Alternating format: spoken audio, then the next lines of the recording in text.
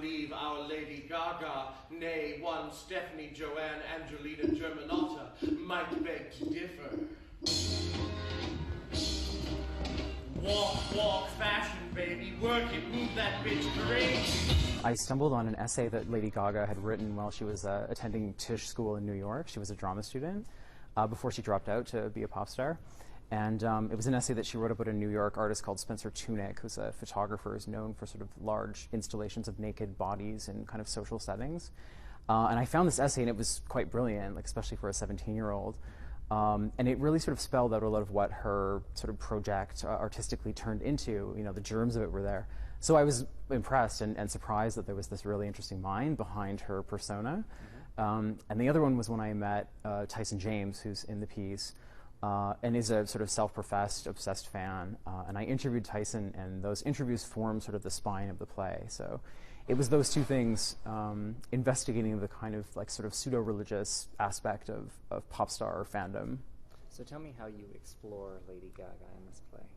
Well, Gaga exists inside the play almost as a cipher. Like, she sort of represents everyone's idea of her. So I feel like her output intersects with a lot of different ideas of like appropriation and authenticity and societal attitudes towards you know, legitimacy and liberation and excess. And so she sort of like kind of drifts through the play almost like she's the White Rabbit in Alice in Wonderland. So is there a narrative to the play, or is this a musical, or what is the nature of the production? Yeah, there's a frame around it. Tyson plays sort of a version of himself, and the opening image is, you know, he and his two friends kind of on their way to Gaga's concert, and he loses his way and misses the subway, and comes across Lee Bowery sort of in like an abandoned photo booth in the middle of the station.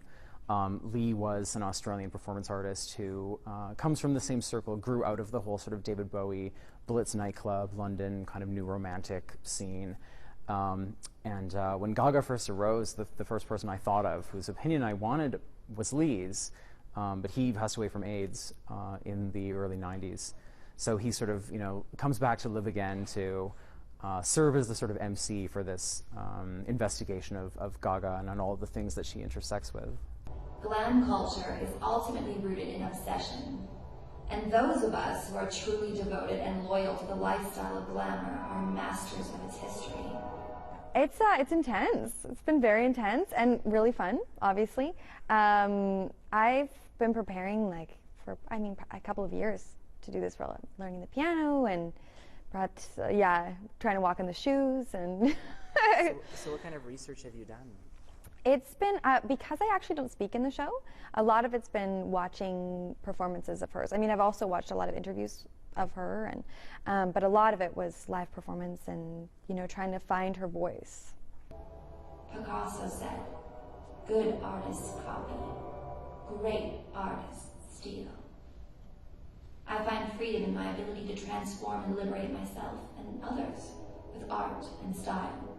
She's very intellectual, and she also really cares about putting on a good show. Like, she cares about that more than the money. She wants to entertain. She wants, the fame. She does, and I really respect that. She's playing the piano. She's she might be covered in hair in 6-inch shoes, and she's going to play the piano, and she's going to stand on it, and she's going to really put on a show for you, even if that means she's going to throw out her hip and play on it for 6 months and then not get to, she's going to do it for reals. I think, yes, absolutely, Stephanie Germanotta is real. And I could imagine she's probably the polar opposite of Gaga. One of the things that's very interesting about her is she questions the whole idea of realness and the overlap between real and true. So, my religious metaphor is I'm an atheist, but I would never say God isn't real. It's real because people believe it's real.